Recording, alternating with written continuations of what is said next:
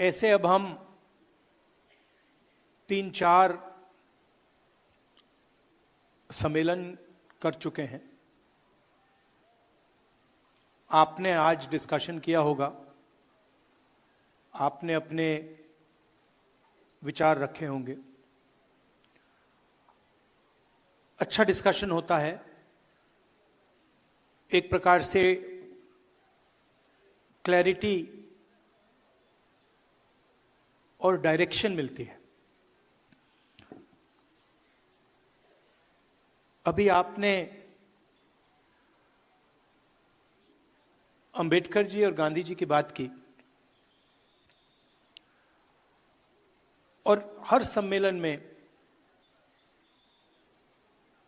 अंबेडकर जी की बात होती है, गांधी जी की बात होती है, शिवाजी महाराज, महात्मा फूले जी, सावित्री फूले जी, संत तुकाराम जी, बहुत सारे नाम हैं, साहू महाराज जी, बिरसा मुंडा जी, अंबेडकर जी, गांधी जी, उसमें बुद्ध भगवान का नाम जोड़ा जाता है, बसवना,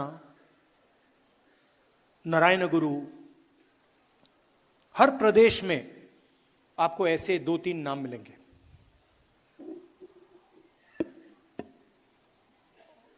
और फिर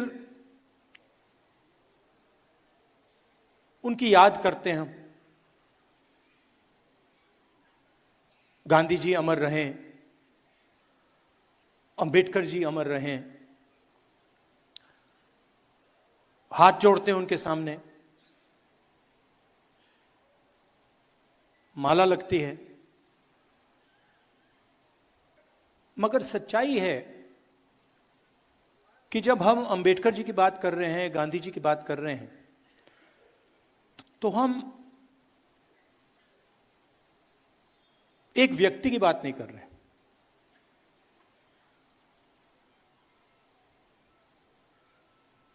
क्योंकि अगर हम अंबेडकर जी की बात करें तो अंबेडकर जी ठीक है, एक फॉर्म थे, एक शरीर थे, मगर अंबेडकर जी के मुंह से सिर्फ उनकी आवाज नहीं निकलती थी। जब अंबेडकर जी बोलते थे तो करोड़ों लोगों की आवाज, करोड़ों लोगों की आवाज उनके मुंह से निकलती थी। अगर सिर्फ अंबेडकर जी की आवाज निकलती तो हम उनका याद नहीं करते। हम उनका याद इसलिए करते हैं क्योंकि जब अंबेडकर जी बोलते थे तो दूसरों का जो दुख था, दूसरों का जो दर्द था, वो उनके मुंह से निकलता था। मैंने उनकी किताबें पढ़ी हैं, चाहे एनालिसिस ऑफ सेल्फ हो, चाहे एनालिसिस ऑफ कास्ट हो, बुद्धिज्म पे काफी पढ़ा है। और जब आप अंबेडकर जी को पढ़ेंगे तो दिखता है कि यह व्यक्ति अपनी बात नहीं कर रहा है, यह व्यक्ति दूसरों की बात कर रहा है। और इस व्यक्ति के अंदर, जो हर नेता के अंदर लड़ाई होती है,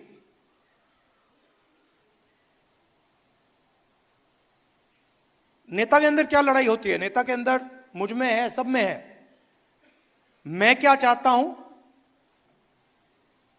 और जनता क्या चाहती है, इसके बीच में टेंशन होती है। अंबेडकर जी जैसे, गांधी जी जैसे लोग अपनी आवाज को बंद कर देते हैं और उनके मुंह से अपना दुख, अपना दर्द नहीं निकलता है। उनके मुंह से दूसरों का दर्द, दूसरों का दुख, दूसरे की आवाज निकलती है। तो जब हमने ये कॉन्स्टिट्यूशन, जब हमने, हिंदुस्तान ने, सिर्फ कांग्रेस पार्टी ने नहीं, सिर्फ महात्मा गांधी, जवाहरलाल नेहरू ने नहीं, हिंदुस्तान ने जब अंबेडकर जी से कहा कि अंबेडकर जी आप इस संविधान को बनाइए, कोऑर्डिनेट कीजिए, तो देश उनसे कह रहा था कि हम चाहते हैं कि इस संविधान में जो इस देश में करोड़ों दलित हैं, जो उनका दर्द है, जो रोज उनको सहना पड़ता है, जो उनका दुख है, वो दुख, वो आवाज इस कॉन्स्टिट्यूशन में गूंजनी चाहिए। और वो काम अंबेडकर जी ने किया। अब लोग कहते हैं कि अंबेडकर जी ने ये कॉन्स्टिट्यूशन आजादी के एकदम बाद बनाया। तो मैं आपसे पूछना चाहता हूं, क्या इस कॉन्स्टिट्यूशन में फूले जी की आवाज नहीं है? इसमें बुद्ध भगवान की आवाज नहीं है? बसवना, फूले जी, सावित्री फूले जी, इन सब की आवाज नहीं है? तो ये जो है, जिसकी आज हम रक्षा कर रहे हैं, ये हजारों साल पुरानी किताब है। इसके अंदर जो सोच है, ये एक, हम कह सकते हैं कि ये मॉडर्न वर्जन है, 20th सेंचुरी का वर्जन है, मगर इसमें जो सोच है वो हजारों साल पुरानी है।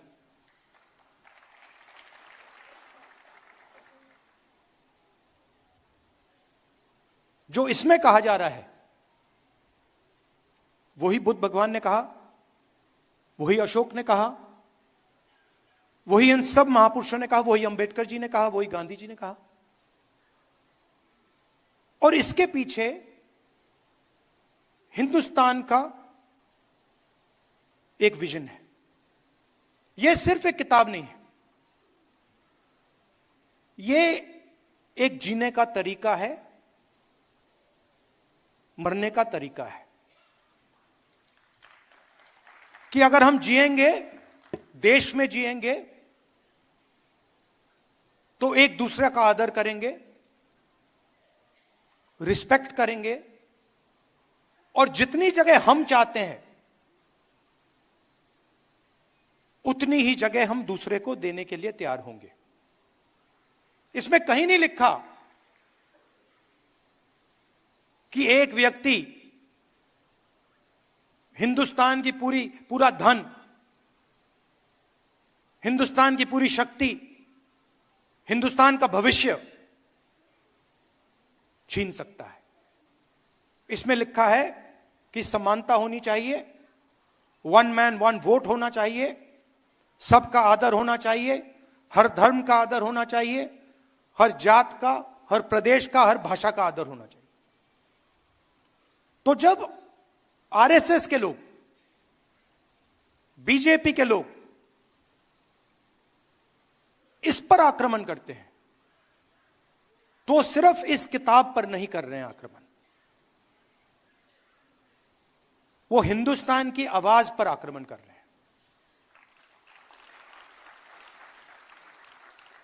कॉन्स्टिट्यूशन से हमारे इंस्टीट्यूशंस बनते हैं, सरकार के अलग अलग संस्थाएं बनती हैं, इलेक्शन कमीशन बनता है। अगर कॉन्स्टिट्यूशन नहीं होता, ये नहीं होता, तो इलेक्शन कमीशन नहीं होता। राजाओं महाराजाओं के पास इलेक्शन कमीशन नहीं होता था।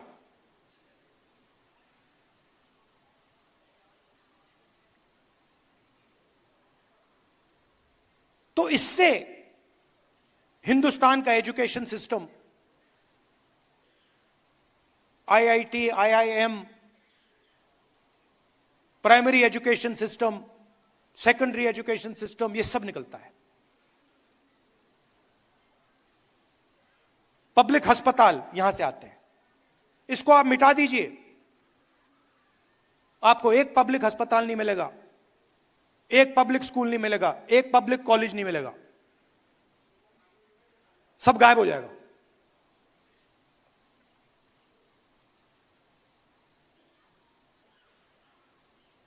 और आरएसएस एक के बाद एक, आरएसएस इस पे सीधा आक्रमण नहीं कर सकती है, डरते हैं।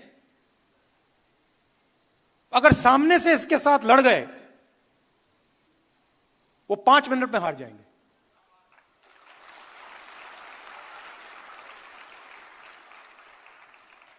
सामने से नहीं आ सकते। वो जानते हैं कि जिस दिन वो सामने से आ गए,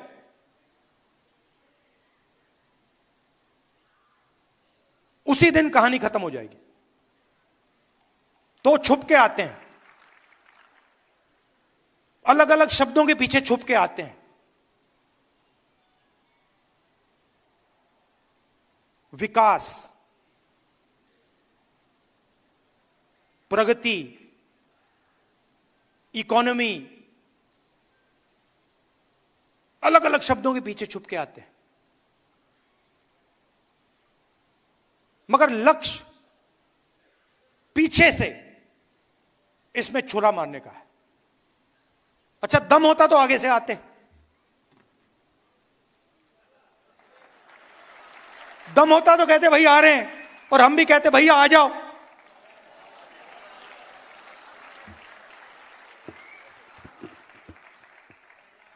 किसी ने बहुत अच्छी बात बोली मुझे 2-3 दिन पहले,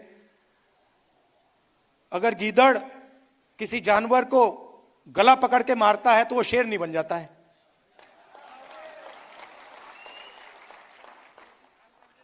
तो सामने से नहीं आते, पीछे से आते हैं, छुप छुप के आते हैं। शिशु मंदिर के पीछे छुपकर, एकलव्य स्कूल के पीछे छुपकर। सच्चाई है, मैंने अभी देखी, बड़ी सी बिल्डिंग है,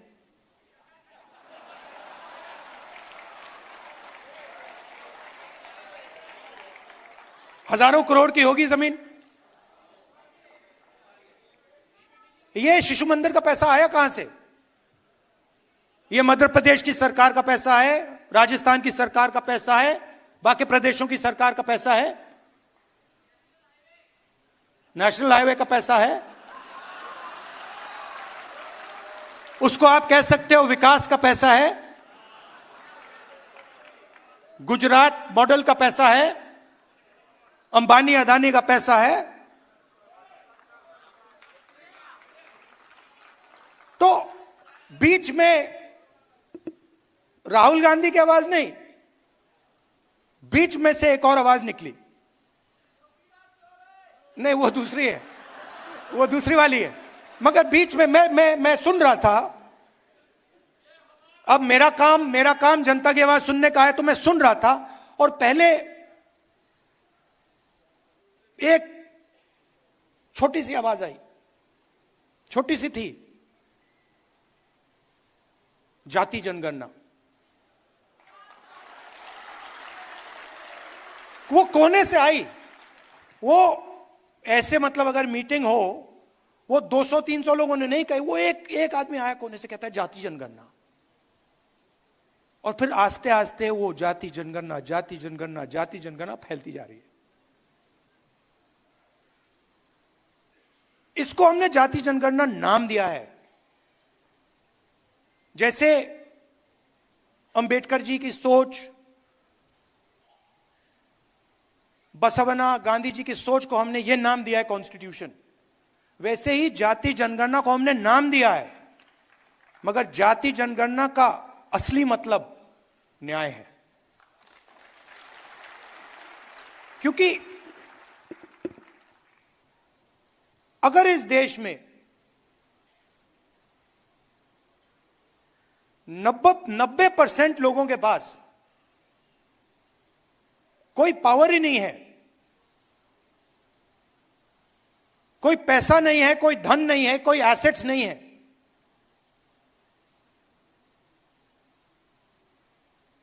तो उनका क्या मतलब है? आपने कहा, यह शब्द बहुत यूज होता है आजकल, समानता, सॉरी, आदर, रिस्पेक्ट।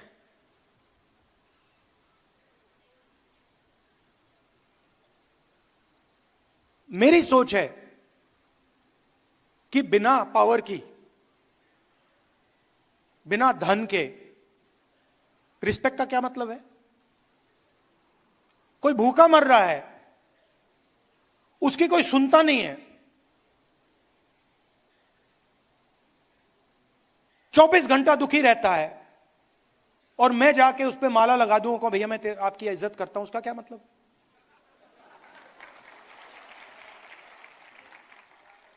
उससे अच्छा उसे शक्ति दो, उसके लिए रास्ते खोलो, उसको थोड़ा सा धन दिलवाओ, उसको थोड़ी पावर दो, और फिर आपकी रिस्पेक्ट की जरूरत ही नहीं पड़ेगी।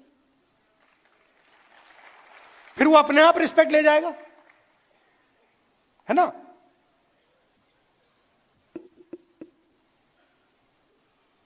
तो मैं चाहता हूं कि ये जो सबसे बड़ा सवाल हमारे सामने है, और ये छुपा हुआ है, इसकी झलकें दिखती हैं, हर रोज दिखती हैं। कल मैं रायबरेली में, हमारी एक मीटिंग होती है, एमपीज की मीटिंग होती है, दिशा मीटिंग, उसमें गया। गलती से मैंने कह दिया, भैया ये जो सब अफसर हैं अपना परिचय कर दीजिए।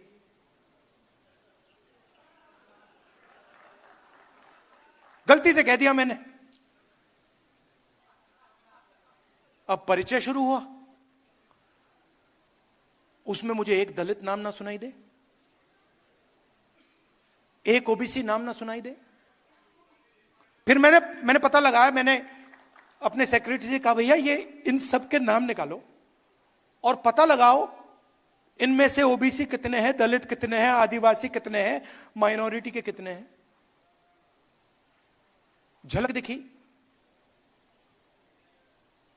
80%। एक दो कम्युनिटीज के, बाकी कोई नहीं। झलक दिखी। कभी कभी मैं गंगाराम अस्पताल चला जाता हूं, वहां पे दिखती है। वहां पे मैं ढूंढता हूं, भैया ये कोई दलित डॉक्टर दिख जाए मुझे, एक आदिवासी डॉक्टर दिख जाए मुझे, एक ओबीसी डॉक्टर दिख जाए। कॉर्पोरेट इंडिया में देखता हूं, भैया नाम मिल जाए एक। 500 कंपनियां हैं, 16 लाख करोड़ रुपया मोदी जी ने माफ किया है, 20-25 लोगों का मैं देखता हूं, भैया इनमें से एक मिल जाए दलित, एक आदिवासी यहां मिल जाए, एक जनरल कास्ट का गरीब मिल जाए, ओबीसी मिल जाए, कोई नहीं मिलता। तो अगर आप देखना चाहते हो, सब जगह दिखेगा।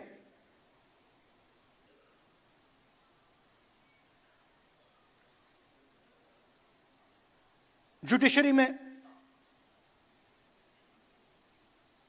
हाई कोर्ट्स देख लीजिए,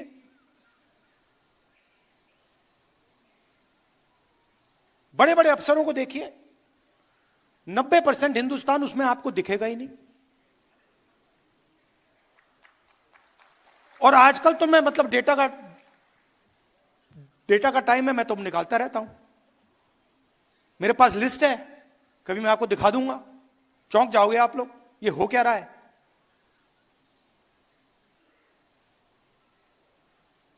अदानी जी की कंपनी में मैंने मैनेजमेंट टीम को देखा, कौन लोग हैं ये? उसमें आपको एक दलित नहीं मिलेगा, एक ओबीसी नहीं मिलेगा, एक आदिवासी नहीं मिलेगा। 5% लोग हिंदुस्तान को चला रहे हैं। स्टॉक मार्केट ऊपर जाती है, वही 5% को फायदा होता है। पॉलिसी बनती है, उन्हीं 5% का फायदा होता है। 16 लाख करोड़ रुपए उनके माफ हो जाते, कोई चू नहीं बोलता। और मैंने कर्नाटक में कह दिया भैया किसानों का कर्जा माफ होगा, मतलब मीडिया में 24 घंटा 24 घंटा, ये देखो राहुल गांधी किसानों की आदत बिगाड़ रहा है, ये पागल हो गया, ये किसानों की आदत बिगाड़ रहा है। अच्छा भैया, आपने उन 25 लोगों की आदत नहीं बिगाड़ी कि 16 लाख करोड़ रुपए आपने पकड़ा दिए उनको।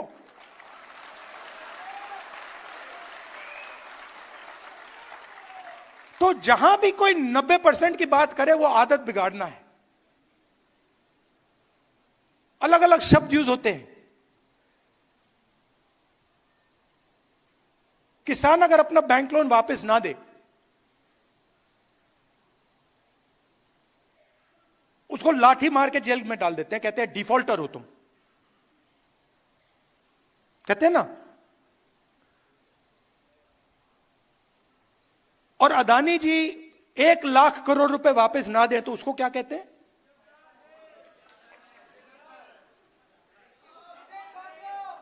देशभक्त। एक को डिफॉल्टर बना देते हैं और दूसरे को बिजनेसमैन नाम दे देते हैं। वो बेचारा जेल चला जाता है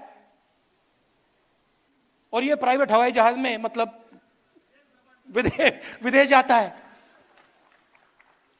और इसको हिंदुस्तान में हम विकास कहते हैं। प्रगति, डेवलपमेंट, विकास, ये शब्द हैं। अरे भाई, किसका विकास, किसकी प्रगति, किसका डेवलपमेंट, ये भी बता दो।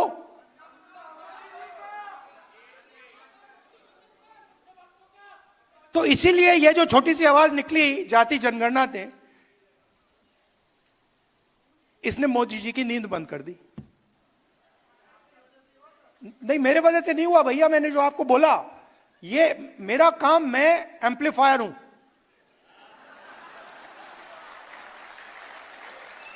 मेरा काम एम्पलीफिकेशन है।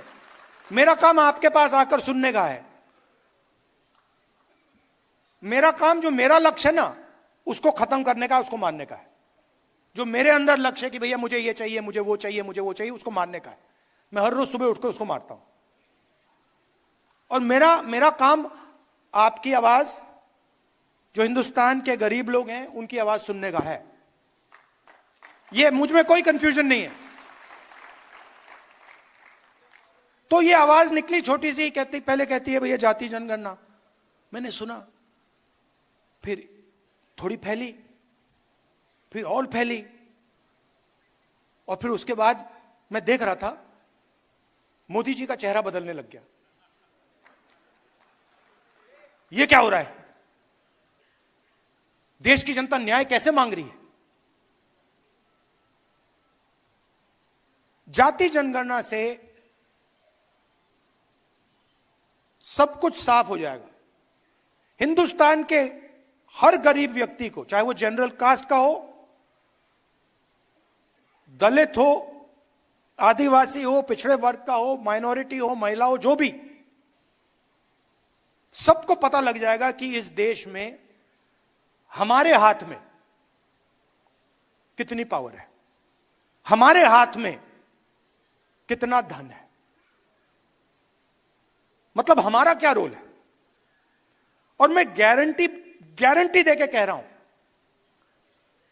कि जब हम हिंदुस्तान के एसेट्स को देखेंगे, हिंदुस्तान की पूंजी को देखेंगे, उसमें आपको दिखेगा कि वहां पे ना कोई दलित है, ना कोई आदिवासी है, ना कोई पिछड़ा है।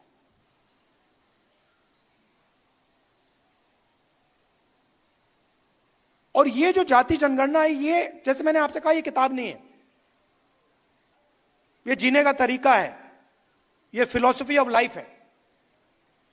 वैसे ही जाति जनगणना एक डेवलपमेंट का पैराडाइम है, एक डेवलपमेंट का तरीका है।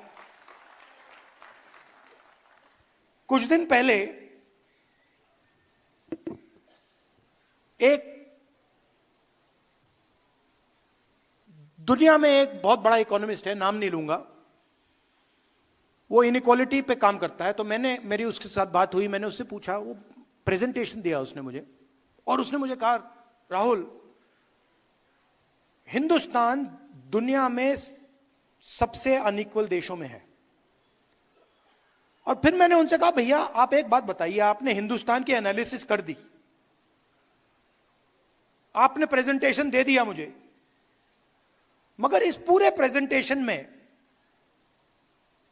आपने एक बार जात शब्द का प्रयोग नहीं किया। मतलब जो इनइक्वालिटी का सोर्स है, जहां से इनइक्वालिटी निकल रही है, उसकी तो आपने चर्चा ही नहीं की।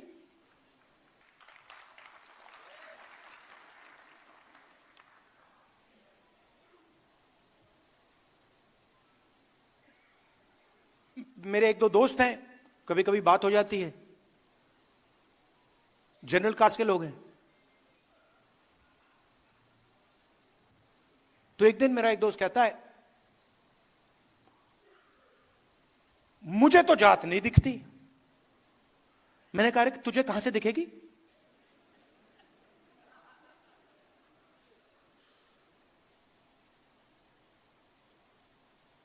जात नहीं है क्योंकि मुझे नहीं दिखती। आपको नहीं दिखेगी वो। अगर आप उसको देखना चाहते हो तो आपको ढूंढना पड़ेगा, मगर दलित को नहीं ढूंढनी पड़ेगी। दलित को रोज दिखती है, पिछड़ों को रोज दिखती है, आदिवासियों को रोज दिखती है, महिलाओं को भी दिखती है। तो जाति जनगणना से क्लैरिटी आ जाएगी, नया पैराडाइम बनेगा। और इसीलिए बीजेपी के लोग, आरएसएस के लोग, मैं आपको बता रहा हूं, अभी वहां पे डिस्कशन चल रहा है जाति जनगणना के बारे में। बड़ी मीटिंग चल रही है, क्या पोजीशन लें, क्या कहना चाहिए। मैं कहना चाहता हूं, कुछ भी कर लो, जाति जनगणना होने वाला है। आपको जो डिस्कशन करने हैं, मीडिया में जो लिखवाना है लिखवा लो। हिंदुस्तान की जनता ने निर्णय ले लिया है, जाति जनगणना होगा, और ये 50% वाली जो आपने बना रखी है दीवार, इसको तोड़ा जाएगा।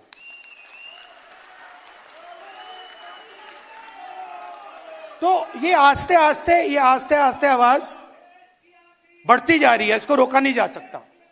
हमारा काम, आपका काम एम्प्लीफिकेशन का है, समझाने का है कि देखिए, जाति जनगणना से संविधान बचेगा। अगर जनता को पता लग गया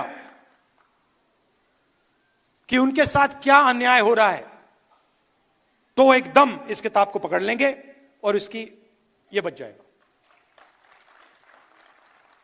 तो आप एम्पलीफायर हो, मैं भी एम्पलीफायर हूं, आप भी एम्पलीफायर हो। हमें देश को बताना है कि गरीबों के साथ, 90% लोगों के साथ इस देश में अन्याय हो रहा है, रोज होता है, और उसके खिलाफ हम सब लड़ रहे हैं। और पहले 2 कदम, जाति जनगणना और 50% की दीवार, यह है। अब मोदी जी कहते हैं, आपने सुना होगा, जब भी मैं जाति जनगणना की बात करता हूं, मोदी जी कहते हैं, देखिए राहुल गांधी देश को बांटने की कोशिश कर रहा है। कहते हैं ना,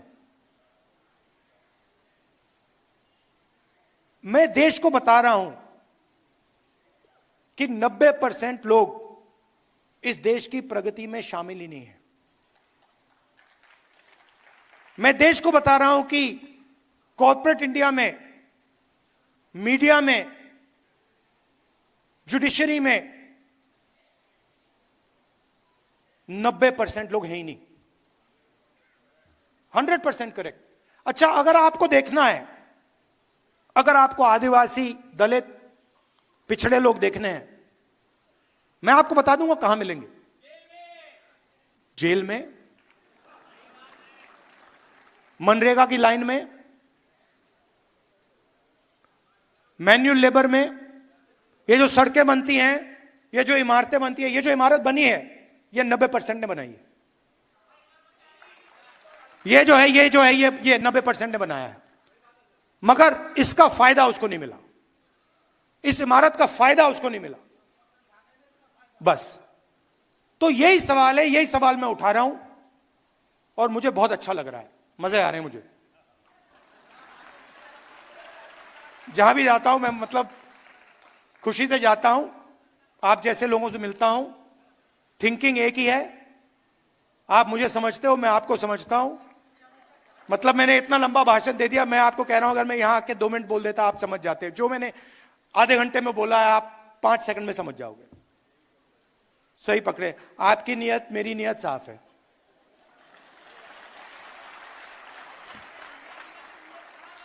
तो एक टीम जैसे काम करना है और पहला लक्ष्य है जाति जनगणना और 50% वाली दीवार। जय संविधान। आप सबका बहुत बहुत धन्यवाद, बहुत प्यार, नमस्कार, जय हिंद। बहुत बहुत धन्यवाद।